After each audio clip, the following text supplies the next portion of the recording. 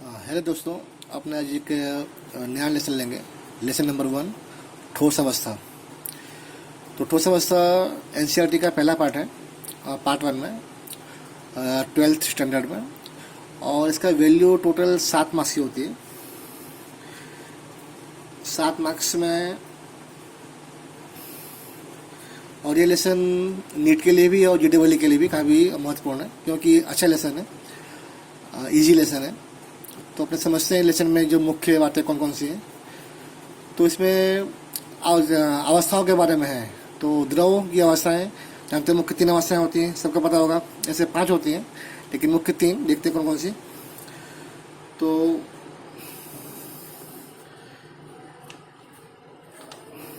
ठोस अवस्था, द्रव अवस्था, गैसीय अवस्था, और एक प्लाज्मा होता है, एक प्लाज्मा अवस्था, और एक अवस्था बीसी बोलते हैं उसको, बोस आइंस्टाइन कंडेंसेट। इसका अपना नाम है, बोस आइंस्टाइन कंडेंसेट। पर हमें इसके बारे में देखना है कि ठोस अवस्था क्या है। इसके ठोस अवस्था की जो इसके बारे में विस्तार से पढ़ना है। तो ठोस द्रव और गैस से अलग कैसे पड़ता है, जो सबसे मेन बात है, सबको पता, सबने पढ़ी हुई है 8th-9th में। ठोस में अणु पास पास में आए होते हैं। जो ठोस के अणु हैं एकदम नज़दीक होते हैं। जब नज़दीक होंगे तो क्या होगा, उनके बीच में जो अंतराणवीय बल है वह बहुत अधिक होता है। और जो कौन सा महत्वपूर्ण पॉइंट इसमें है, अंतराणवीय बल, अंतराणवीय आकर्षण और अंतराणवीय बल। सबसे मेन जो इसका महत्वपूर्ण जो इसमें मुद्दा है ये है, अधिक होता है। जो अधिक होगा ये आकर्षण, तो ये परमाणु पास पास में आए होंगे, अणु पास पास में आए होंगे, कण पास पास में। कण यानी कण मतलब हो गया सब कण आए हुए हैं। कण का मतलब मान लो यहाँ पूरे पाठ में जहाँ कण बोलूँ मैं, कण का मतलब होता है क्या क्या, चाहे हो सकता अणु हो, या कोई परमाणु हो, या कोई क्या हो, आयन हो। उसे अपने यहाँ पे कण मानेंगे, आयन दिया गया हो। अच्छा, अब द्रव में क्या होगा। द्रव में पता है आपको, थोड़े दूर दूर आए होंगे। तो दूर आए होंगे तो उसमें गति होगी, ठीक है।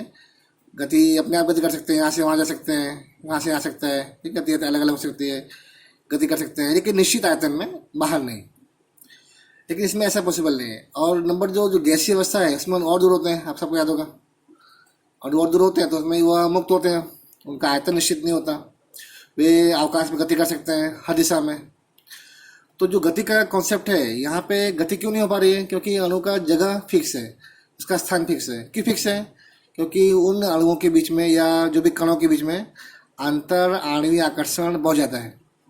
तो जहाँ भी कण है, क्या कर, जहाँ उसकी स्थिति है, इसके आसपास जगह, जितनी जगह मिल रही है बगल बगल में, बहुत कम जगह होती है, जगह इतनी जगह है अपने, और उसको बड़ा कर रहे हैं, तो जहाँ जगह है उतने वह कंपन गति करता है। उसमें कौन सी गति होती है, कंपन गति होगी। कंपन गति यानी वो हिलते रहेंगे, या बोलते हैं दोलन गति, कंपन या दोलन गति होती है, जो ये अपने आसपास में घूमते रहते हैं।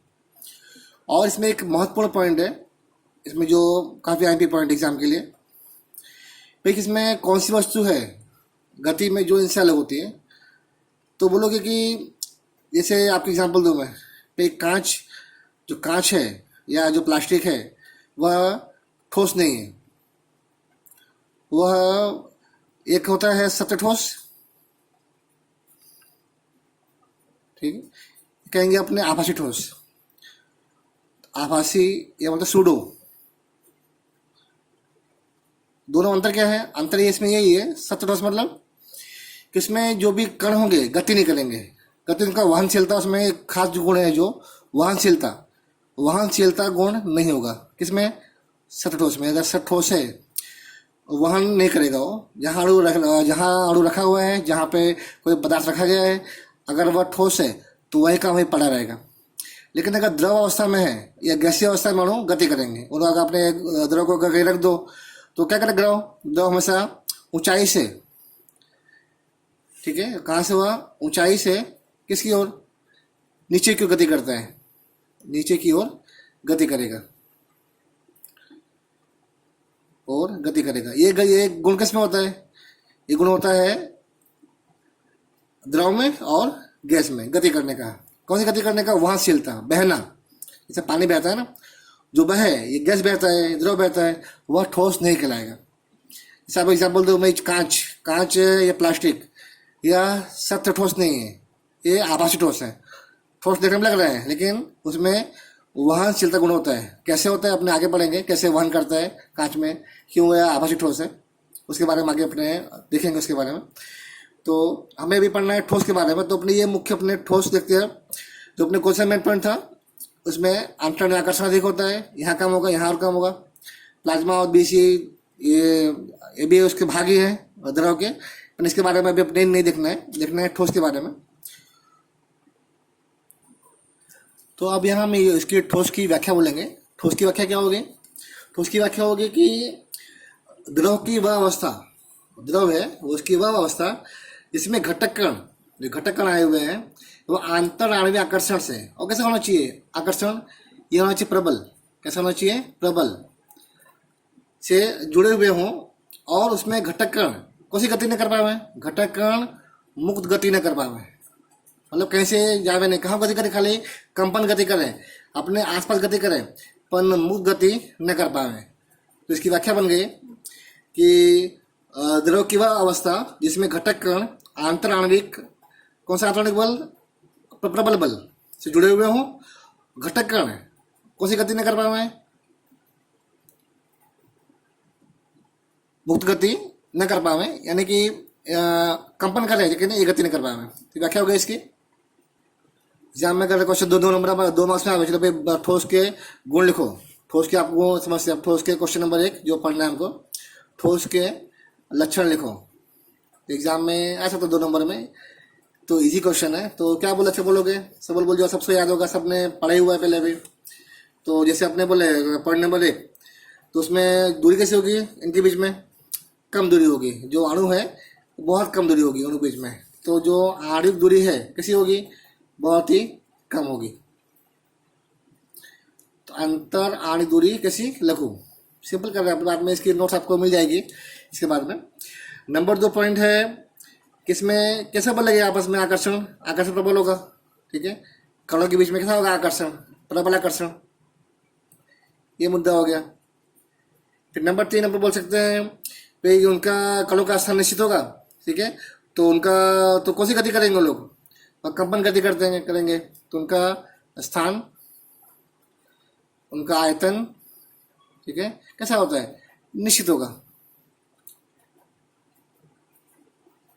ठीक है। ये पॉइंट हो गया। और कौन सी गति कर रहे हैं? तो कंपन गति कर रहे हैं, ये पॉइंट हो गया एक, ठीक है। और कैसे इसके बारे में बोल सकते हैं, कैसे होते हैं इनका द्रव्यमान निश्चित होगा, जो कॉमन पॉइंट जात सबको पता है, इसका द्रव्यमान हुआ, ठीक है। आज अभी ये गति कर नहीं पा रहे हैं तो इसका आकार, ठीक है, कैसा होगा? आकार निश्चित होगा, ठीक है। और इसमें कौन सा गुण होगा? इसमें गुण होता है अदबनीयता का। ये दबते नहीं है, बहुत कम दबते हैं, ये गुण होगा इसमें होगा अदबनीयता।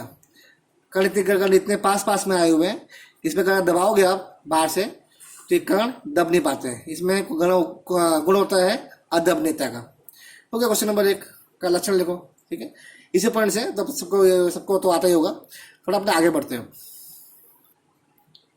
आगे देखते हैं अपने इसके महत्वपूर्ण क्वेश्चन कि भाई जो ठोस है उसके मुख्य 2 टाइप होते हैं, एक क्रिस्टल, एक अक्रिस्टल, या स्फटिक या अस्फटिक बोल सकते हैं, या क्रिस्टल बोल सकते हैं, एमोर्फस इंग्लिश में।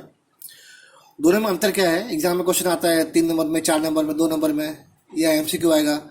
दोनों में अंतर क्या है कि क्रिस्टल क्या होता है और अक्रिस्टल क्या है, तो समझते हैं इसके बारे में। बहुत ही अच्छा क्वेश्चन है, एग्जाम में बहुत पूछते हैं एनसीईआरटी में। तो जैसे अपने यहाँ लिखा हुआ है 2 टाइप हो गए, क्रिस्टल और अक्रिस्टल। और इसमें कुछ एग्जाम्पल दिया हुआ है, हीरा, ग्रेफाइट, NaCl, धातुएं। और जो अक्रिस्टल है वो क्या होगा? कोई प्लास्टिक हो, पॉलीमर हो, आपने पूरा एक लेसन देखा है पॉलीमर में, PVC है, रबर टाइप के अलग अलग होते हैं, PN है, बुनाइन है, बहुत सारे अलग अलग रबर हैं, वो आते हैं अक्रिस्टल में। तो इसमें ऐसा क्या होता है कि अक्रिस्टल है और क्रिस्टल है, समझते अपने अंतर क्या है। इसमें कुछ पॉइंट्स हैं। पहला अंतर क्या, उसका आकार के बारे में होगा। अगर कोई भी क्रिस्टल है उसका आकार निश्चित होगा, कहने मतलब जैसे मान लो कि अब कोई हीरा है, हीरा कहते हैं, अब कैसा करोगा? घटक कण निश्चित होंगे। यहाँ कार्बन होगा तो एक कार्बन यहाँ, एक यहाँ, एक यहाँ, इस टाइप से निश्चित होगा उसका। ग्रेफाइट है तो उसका कैसा आकार होगा, कार्बन का और ऐसा आकार होगा निश्चित उसका। आपने सब पढ़ा है ग्रेफाइट में, ऐसे अणु आगे जुड़ते रहेंगे इस टाइप से। सारे घटकगण का सेम आकार होगा, ठीक है। लेकिन जो अक्रिस्टल है उसमें घटकगण तो मतलब है, जिसे अपने अपने आकार बना, मान लो कि ऐसा आकार बन रही हो, चलो मान लो घटकगण से आए हुए हैं, ठीक है, ऐसा आकार में हुआ। लेकिन जो अगला है आकार वो थोड़ा सा अलग हो जाएगा, है उस टाइप के पर ऐसा हो जाएगा। या कोई कण कहीं पर भी आया हुआ है, अपने मन से कहीं पर भी आया हुआ है, उसका कोई निश्चितता नहीं है, आकार में कोई निश्चितता नहीं है। घटक यहाँ क्या होगा, घटकगण निश्चित है भाई, घटकगण यहीं पे आएगा। हर एक जो अवस्था में घटकगण की जगह निश्चित रहेगी, उसका आकार निश्चित रहेगा। जैसे नमक है NaCl में ऐसा आकार बनता है, आपको पता होगा NaCl आकार, तो ऐसे देखा आपने। तो जहाँ पे आकार निश्चित हो वो क्या कहलाएगा, वह क्रिस्टल, और आकार अनिश्चित है वो क्या कहलाएगा, अक्रिस्टल। तो मैंने उसके एग्जाम्पल दे दिए। उसके आगे बढ़ते अपने अगला पॉइंट गलनांक। अगर इसको अपने पिघलाएंगे, गर्म करेंगे, अगर पिघलाएंगे तो क्या होगा इसमें पिघलने पे, जब यहाँ पे जो कार्बन कार्बन की दूरी निश्चित है, ठीक है, यहाँ पर NaCl की दूरी निश्चित है, उसका पिघलना होगा, क्या होगा उसको अपने उसको जो आकार से तोड़ेंगे, NaCl को पिघलना है तो उसको पूरा अपने गर्म करेंगे। तो इसमें सारे बंध समान बंध है। तो जब पिघलेंगे तो एक निश्चित तापमान पर से पिघल जाएंगे। गलनांक कैसा होगा, निश्चित होगा। यहाँ क्या है भाई, यहाँ पे कण की व्यवस्था, कोई कण की दूरी इतनी है, यहाँ पे कोई कण की दूरी और कम हो गई है, कोई दूरी और बढ़ गई, दूरी हो गई है। तो इनका जो बंध है, जो आकर्षण है तोड़ने में, अलग अलग तापमान निश्चित नहीं होता। जैसे मान लो कि कोई बोतल है, कोई प्लास्टिक की बोतल है, उसका ऊपर का भाग नरम है, ठीक है, मान लो प्लास्टिक बोतल है, उसका ऊपर का भाग नरम है प्लास्टिक, है PVC, नरम है, ये थोड़ा कड़क है नीचे का भाग। क्या होगा, इनमें ये ज़्यादा बंद है या हल्का बंद है, तो इसका जो पिघलेगा है तो ये एक निश्चित तापमान पर नहीं।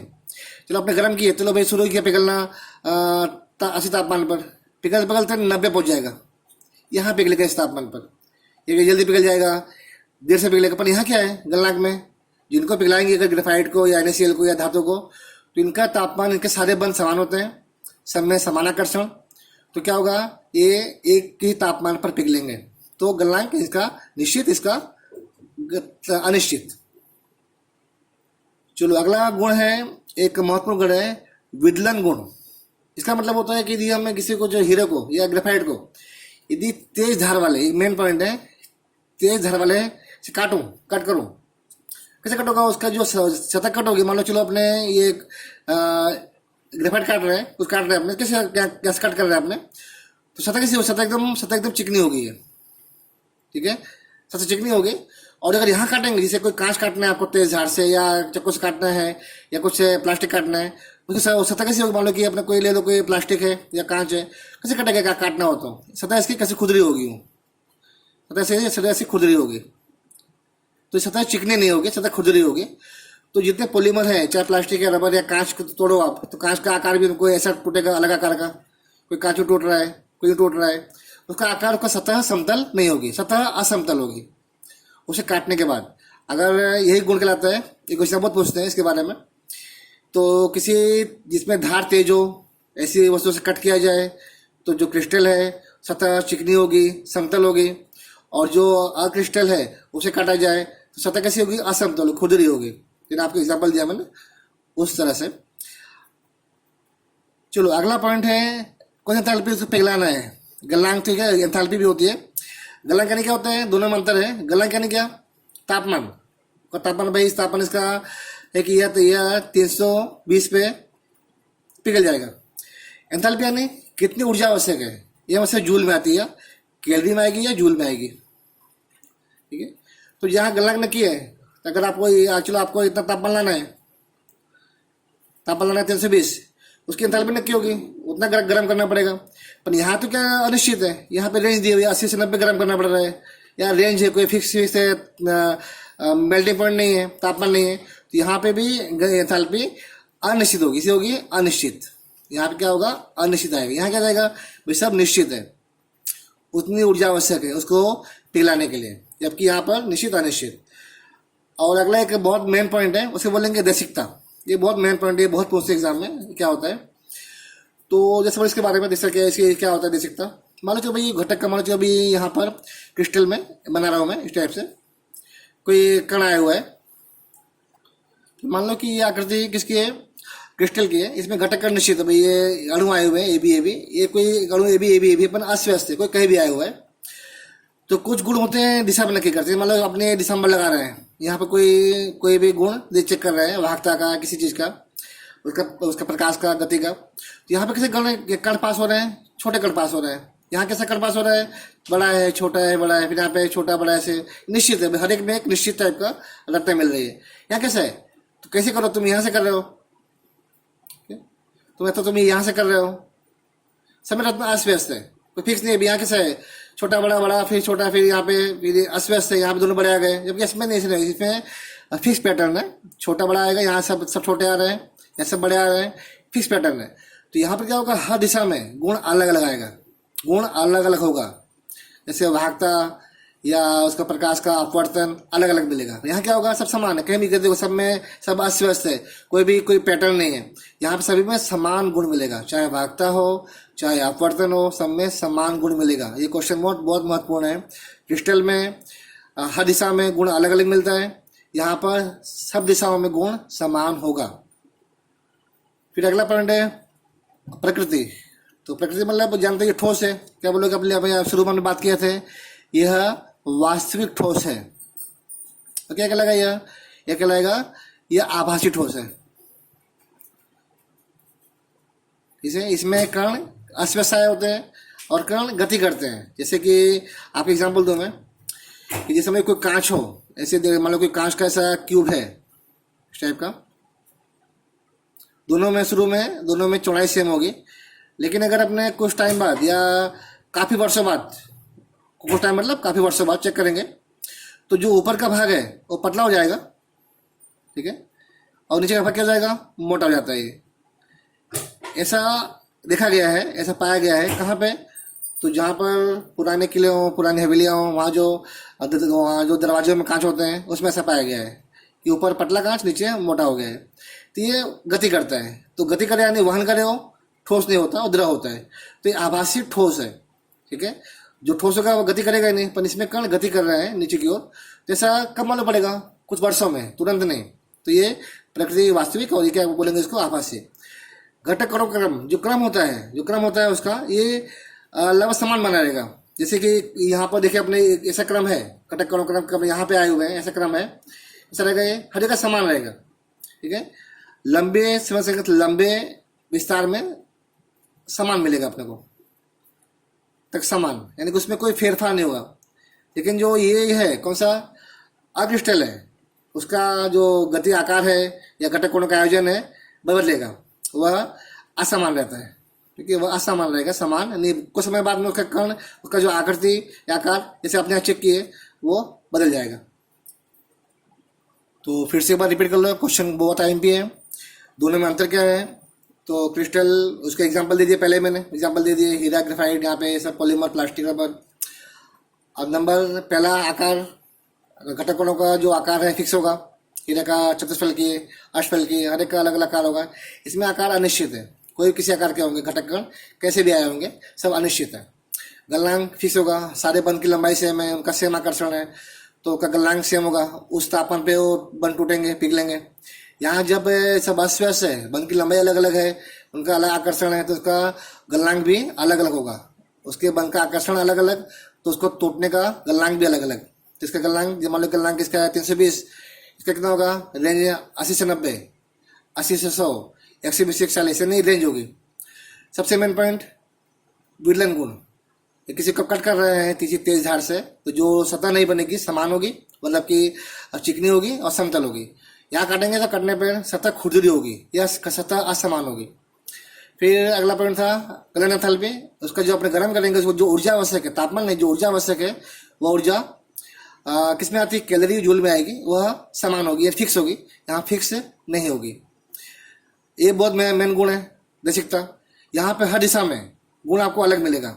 घटक कण का आयोजन फिक्स है, अलग अलग है, यहाँ पे अलग अलग आयोजन है, तो गुण भी अलग अलग होगा। यहाँ के तुम कहीं भी जाओ, कोई फिक्स आयोजन नहीं है, सब में सब अस्त व्यस्त आयोजन है, तो जो यहाँ के साथ गुण होगा वो समान मिलेगा आपको, कहीं जाओ समान गुण। यहाँ पर कणों का अलग आयोजन, ठीक है, फिक्स है और उसका फिक्स है भाई, हर जगह सेम मिल रहा है आयोजन, लेकिन उसमें आयोजन अलग अलग है हर दिशा में, तो क्या कहलाएगा वह, गुण भी अलग अलग होगा। जैसे अपवर्तन हुआ, वाहकता हुई, सब अलग अलग मिलेगी। प्रकृति, यह वास्तविक ठोस है, ठीक है। यह कैसा ठोस है, आभासी। क्यों आभासी, क्योंकि यह इसमें कण गति करते हैं, जैसे समय बीतेगा सालों में कण की गति होती है, इनकी वो जगह जगह फिक्स नहीं होती, ये जो गति करते हैं क्या कहलाएंगे, यह आभासी ठोस है या पिघले हुए ठोस है। उसको ठंडा किया गया ठोस है, उसको बहुत ठंडा करेंगे तो बनता है। इसका एक असर जानते हैं इसके बारे में कि उच्च बहुत कम तापमान पर ठंडे किए गए द्रव, इसको ऐसा बोलते हैं। लास्ट में घटक का क्रम कैसा होगा, बहुत लंबे समय तक क्रम सेम बना रहेगा, आकार सेम रहेगा, कोई क्रम बदलेगा नहीं, सेम ऐसे आते रहेंगे बार बार। यहाँ तो पहले से असमान क्रम है, पहले ऐसा था वैसा हो गया, ठीक है, क्रम बदल गया, तो ये क्रम इसमें असमान होगा। तो ये काफ़ी अच्छा क्वेश्चन है एग्जाम के लिए। अब अपने दूसरे वीडियो में इसके आगे पढ़ेंगे, पहले इतना फेयर कर लो। इसकी नोट्स आपको मिल जाएगी उस पर व्हाट्सएप नंबर पर। Thank you.